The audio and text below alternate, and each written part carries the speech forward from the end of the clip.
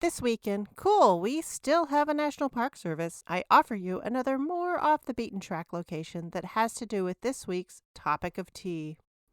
In the Sitka National Historical Park, you can find a piece of Russian colonial architecture, the site of the Russian bishop's house.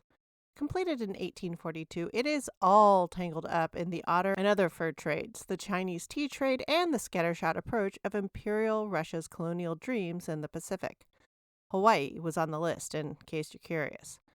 This house and the curated exhibits are a peek into the 19th century West Coast might-have-beens that were in action around the Pacific coast of North America, and how this previously completely out-of-the-way corner of the world found itself as one of the axes in the new global trade around silver, ocean furs, whale oil, tea, and opium. Iron, tea, glass, and brass all made their imprint on a world that had so recently been just wood, flesh, bone, and stone. To go imagine tea time among primordial spruces, go check out the Russian bishop's house and the surrounding grounds on the Pacific side of Baranof Island, Alaska, under the looming mountain peaks of the Alexander Archipelago.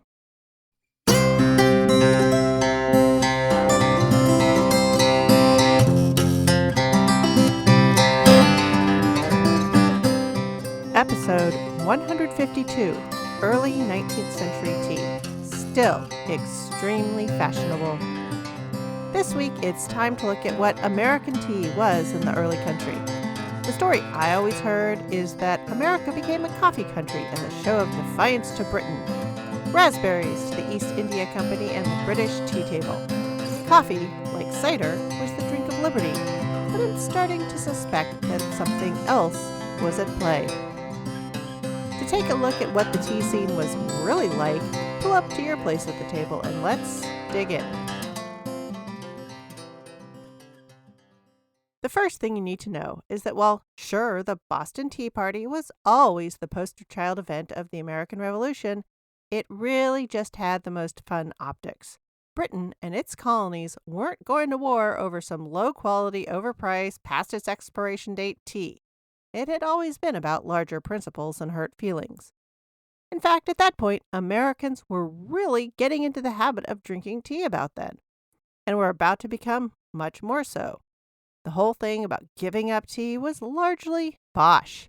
Rather, everyone just quit drinking English tea and specifically British East India Company tea.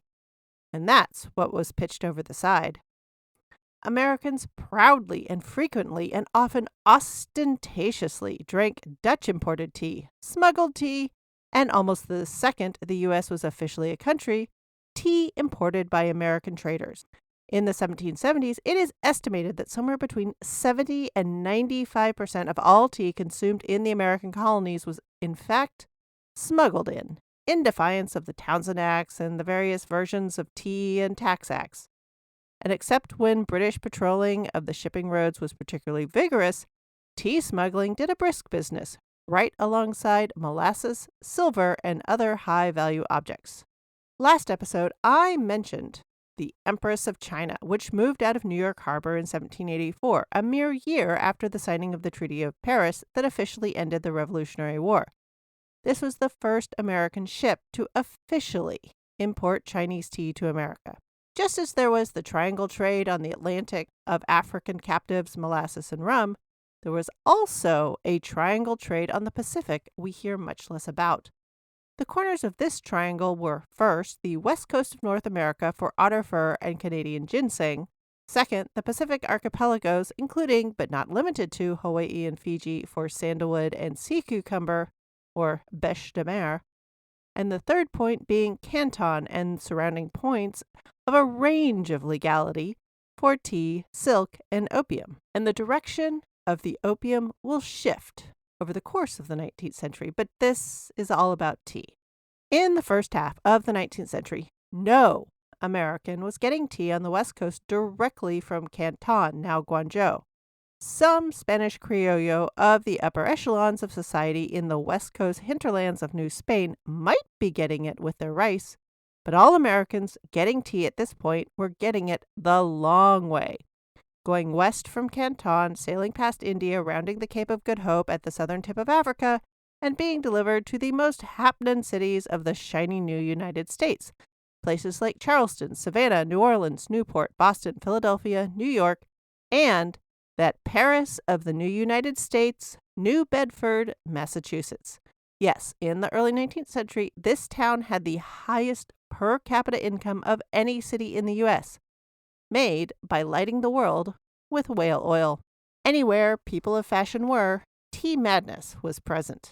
Tea came from far away, had an air of mystery and exoticness about it, and for an increasing number of people, seemed to be a better way to greet the day than a slug of bourbon.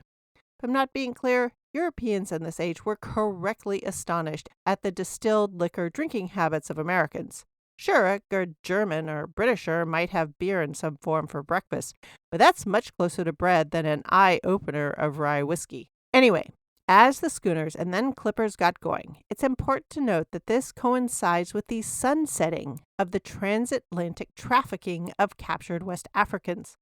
Britain had outlawed the acquisition of new slaves from Africa in 1808, and since they ruled the waves, at least north of the equator, they went on to do their best to make sure nobody else was involved in this particular version of human trafficking as well.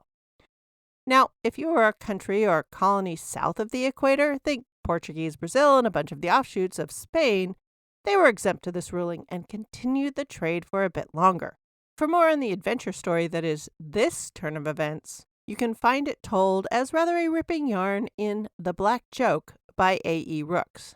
This isn't to say the commerce was halted, but it was curtailed, and the result was that men in the business of sailing fast ships for the high-risk, high-reward profits were on the lookout for a new gig. And the China trade, including the tea and opium smuggling, offered much of the same thrill. And with the increase in tea, the price dropped, and so it was accessible to more people. And so over time, discernment about what tea was began to occur. Instead of tea just being tea, grades and varieties and specialties developed, and so did a particular grade of commodity export tea. Just like the people drinking it, tea developed definite class distinctions. So what kind of tea were colonists and early Americans drinking? For the most part, rather indifferent black tea made from cast-offs and fairly stale green tea of questionable antecedents. And to answer a question I posed at the end of last episode, no iced tea yet. Ice was around, people were freezing stuff, ice creams and sherbets and such, and even chilling bottles of beverages in icy situations. But the idea of adding ice to a beverage or a food was still quite out. I mean, it was made of pond water, and it sat around in sawdust under the ground, probably absorbing all manner of unhealthy miasmas. At this point, ice was still a tool of food preparation, not yet an ingredient. But back in the sphere of tea production in China, before the English-run Indian trade emerged, there were no large tea plantations.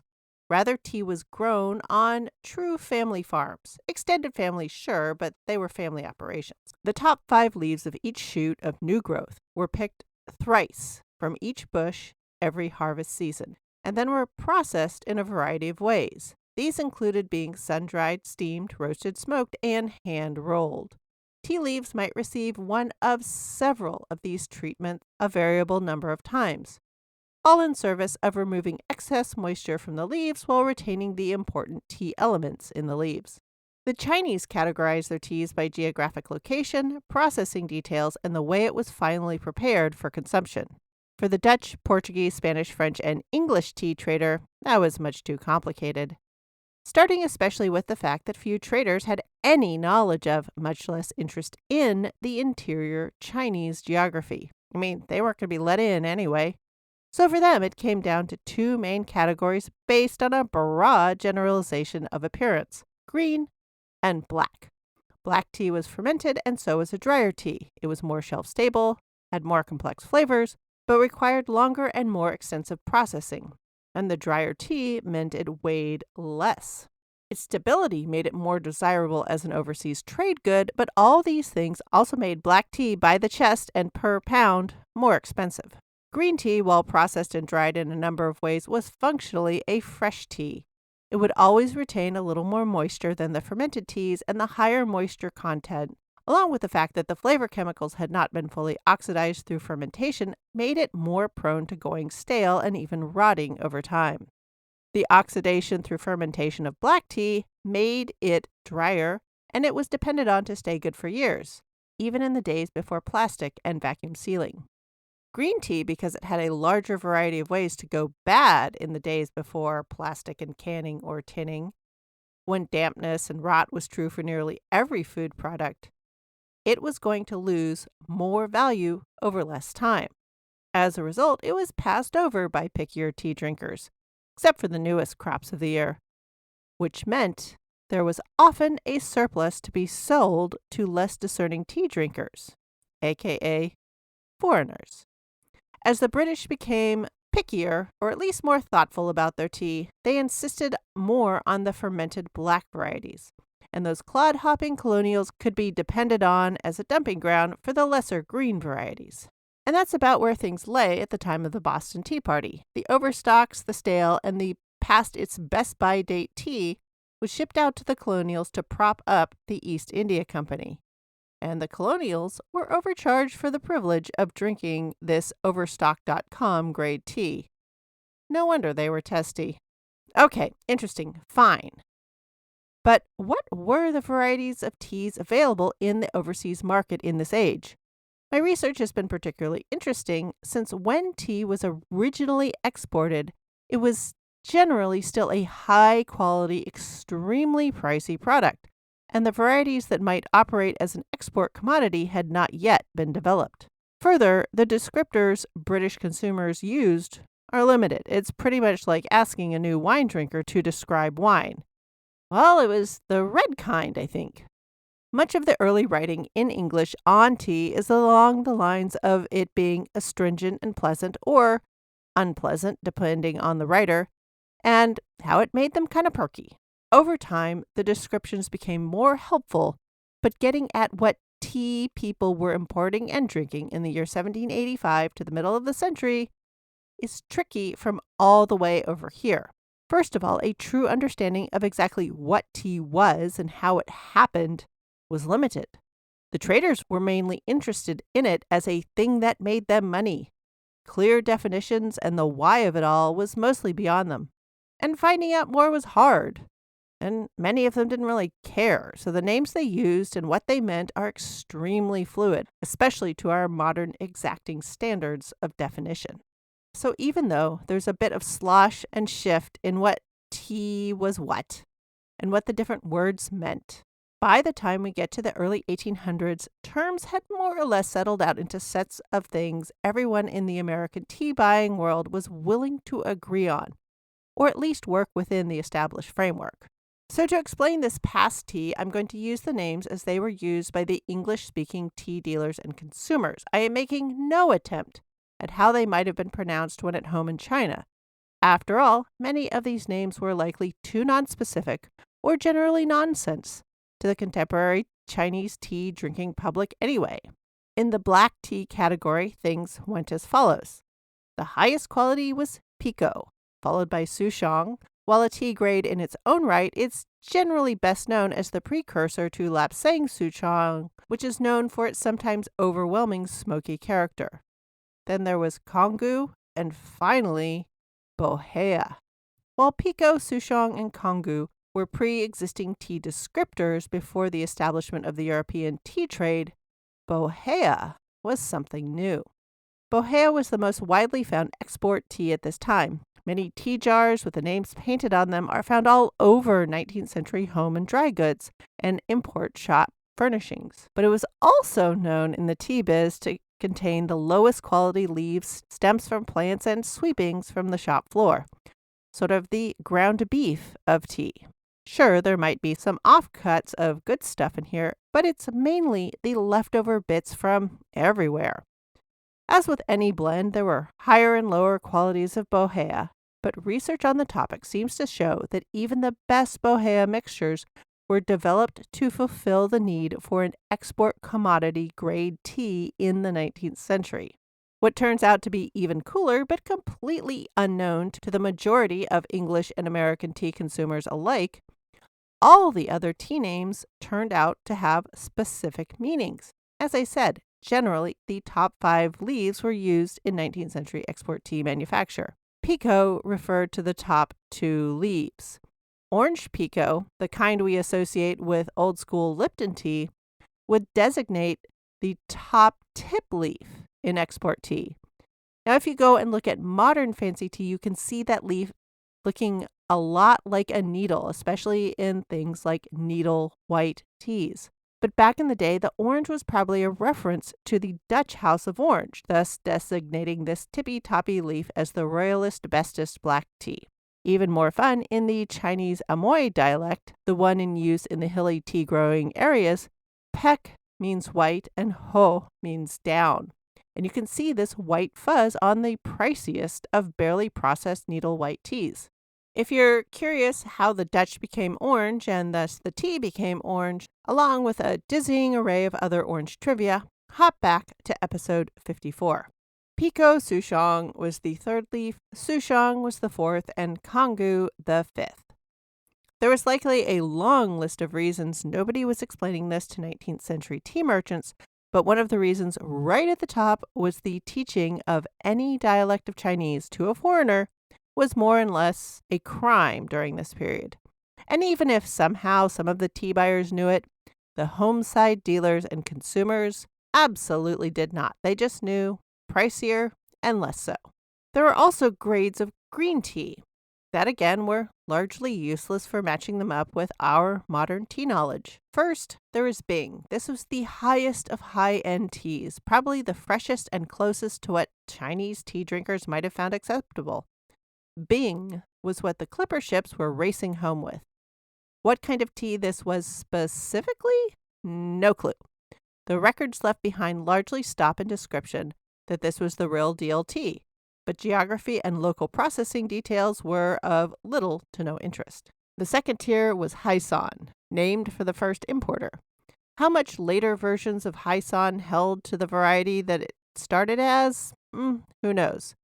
But Hyson came to be known for its small, whole, cured leaves with a generally bright to even slightly blue color. And the bottom tier of green tea was Singlo, which was apparently named for its growing region. But much as Bohea seems to be a mangled transliteration of Wu Yi, the major tea growing region, Singlo started as a geographical designation. But to American consumers, it simply became green tea of a generally recognizable appearance and price point. And in this case, that's mostly meant generally yellowy green leaves hand-rolled into long, skinny shapes. Tea cakes were not in use in the export market, partly because the tea cake or tea brick, once used as a form of currency, among other things, had been outlawed or at least officially discouraged by a Ming Dynasty emperor back in 1375. But there were some sorts of smaller cakes of ground tea in local use, but not in the export market. So tea was sold loose leaf, more and less broken up. It was also sold rolled, either into cylinders or into little balls. Those balls were generally known as gunpowder teas, because gunpowder of the day was basically a clay-like substance ground into roundish balls of various but similar sizes. This designation of the ball-rolled tea makes perfect sense. Gunpowder teas, because they have to be made with whole or at least large portions of leaves, were often regarded to be higher quality teas. In fact, judging the quality of tea was easier in the earliest days of the trade. But just as with nutmeg, see episode 38, as tea's popularity and profitability increased, it became worthwhile to spend some time making counterfeit teas and laboriously adulterated teas. After all, while at the start most tea dealers and buyers had interest in introducing the real deal to the world, later on, plenty of dealers and buyers were just there to get in on the gold rush. And ignorance and excitement only makes adulteration easier and more widespread. As a class, the tea adulteration stuff was called smouch. Some of the most obvious smouch was pretty harmless, the stuff that ended up in a lot of the bohea, stems, tea dust, and shop sweepings. But as consumers started to have opinions and tea profiteers got bigger ideas, the smouch category broadened. fire ash and metal filings to add weight. Also, other leaves were processed in similar ways to tea to add bulk. The leaves from ash trees were an extremely popular smouch because they are pointy and similar in size and form to tea leaves. So just as people took the time to whittle wood into the shape of nutmegs, it was worth it to process other plant leaves in a tea-like manner to add them to the chest heading out of port. And as green tea started to become popular, especially with the races of the clipper ship, greenness started to be added to discolored tea leaves or leaves that weren't tea. On the non-poisonous end was turmeric. Prussian blue, the first synthetic dye, and favored color of all militaries everywhere, was also used. Happily, at the amounts used to color tea, Prussian blue was non-toxic. On the worse end, the other new dye, that arsenic emerald green that would poison all manner of fine Victorian ladies, was also used and helped add to the impression that tea was a dangerous drink from foreign parts. With these and all manner of other sorts of smouch, you might imagine that while fashionable people wanted to be part of the tea craze, many of them found that the tea that they were getting as a plain drink was not all that palatable. And so the British habit of adding sugar and sometimes milk or cream to the brew began to become more and more common, and at times even required. In fact, if there was one single fad that drove the growth of sugar production in the West Indies, what we know as the Caribbean, it was the expansion of tea imports.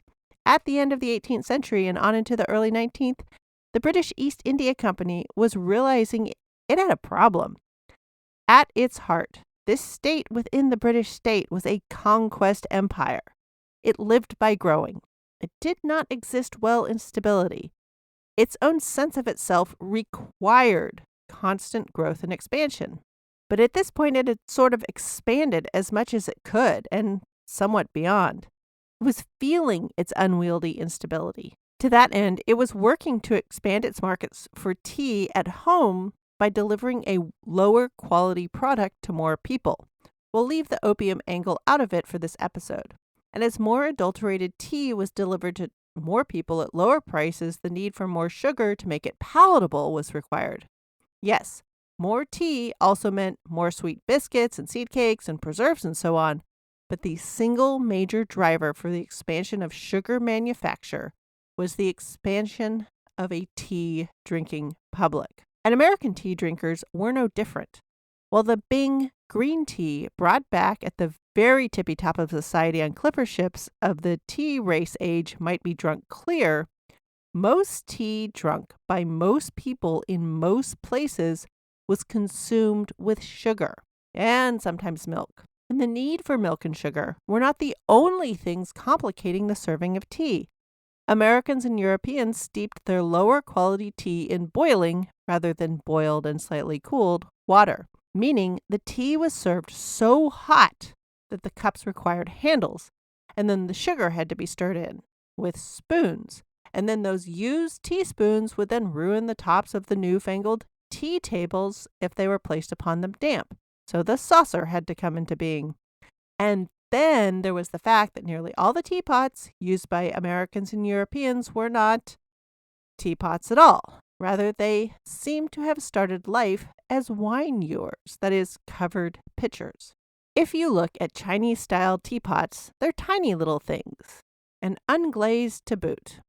Typically, water is kept simmering in a pot at the appropriate temperature over a brazier and then poured over the leaves in a pot appropriate for a few small bowls of tea.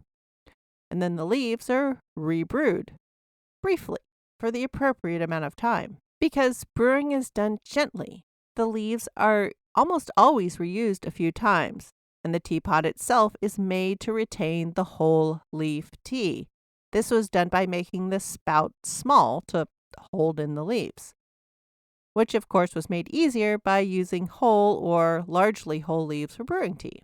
And just as the earliest tea was of higher quality and closer to what the Chinese were drinking, so were the earliest teapots. But as time went on and tea spread out to more people and the price dropped, the tea itself got further from its original incarnation.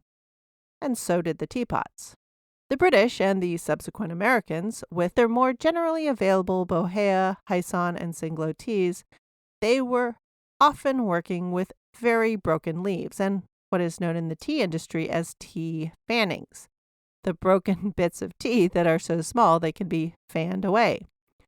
More or less tea dust, which you find in tea bags. And they were brewing their tea in a vessel that wasn't even made for the proper brewing of tea. The size and shape and material of the early 19th century American teapot, even if it was made locally or in Europe, was usually based on that of a pitcher for pouring wine. And remember, wine, whether Chinese or European at this point, came in barrels, not bottles. So if you're going to bring wine to the table, a pitcher from the larger source was required, thus a wine ewer or wine pitcher.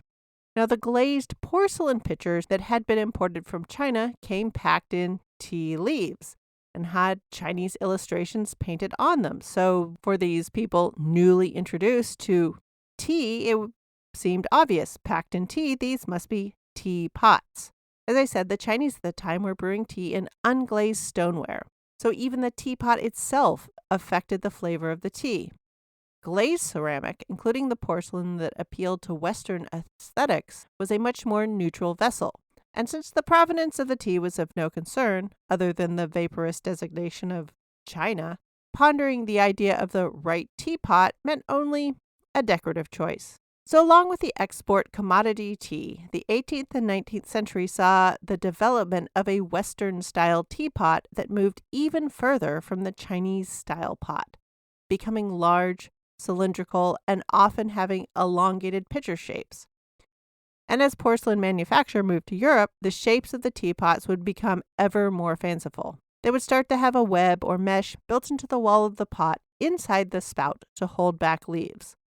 But as broken leaves and versions of tea dust became even more common in commodity tea, an external tea strainer had to be invented to go with our preference for the larger, non-traditional teapots. Something you could pour the tea through as it went into the cup, but would hold back the leaves. The earliest ones were pierced pottery, but soon, with technological advances, wire would become more widespread. As a result, wire mesh tea strainers would appear as the size of the bits of tea became ever smaller. Of course, the best appointed tea tables had silver strainers, but all in all, the tea strainer was yet another thing that made the tea tray and further pieces of the tea service necessary. And so, with the handled cups, the teaspoons, the saucers, the strainers, the milk jugs, the sugar bowl, the sugar tongs, and then the tea cakes, the tea biscuits, and then the tea sandwiches, European tea became more and more about the accoutrement, the equipage, the event, and less about the tea. In Europe and America, tea was becoming part of the growing consumer culture of the developing urban landscape. Keeping up with the Joneses was no longer just about the cut of your dress sleeves or a city coat. It started to be about your tea table as well. In the European and now American tea shop or home, tea was about the food and the gathering and those present. The tea itself, other than being a warming and revivifying drink, was no longer the center. And as the industrial rhythm of work starts to edge out the agricultural, it will have an important role in upending the round of meals of the day. But that's for the post-Civil War world in the U.S. At the start of the 19th century, Boston Tea Party or no, tea and tax acts aside, we are still a tea-crazy country. But we have plenty of room in our acquisitive hearts for coffee. Lots of room, in fact. And so it is now that the coffee shift really starts. In some cases, tea may get literally left in the dust of the trail. Much of America's love of coffee has to do with its proximity, same as with its love of sugar. We are closer to the source. So the next episode, we will look at how coffee began to truly become the American drink, and how it had more to do with being next door with the sugar instead of any particular animosity toward tea. Tea came from the literal other side of the world, 2 oceans away, no matter which way you went. But possibly an even more important fact, was that even in the most rusticated, isolated, far from the world's center locations, you could brew a truly fresh cup of coffee. Well, no matter what you did, the tea was always stale. If anything, that's behind the rise of the coffee next door. Thanks for listening. There's only one way this podcast really grows, I've discovered, and that is by word of mouth. So don't be afraid to share it with any food fan or history-curious friends. Nothing else, it'll always give you something new to talk about at parties. Any email, questions, or quibbles will continue to reach me at thehistoryofamericanfood@gmail.com. And as always, I love hearing what you have to say in your reviews. Music for this podcast is Finger Olympics by Dr. Turtle, and you can find me on Threads, Blue Sky, and Insta as @THOA Food. And all this info is available in the show description.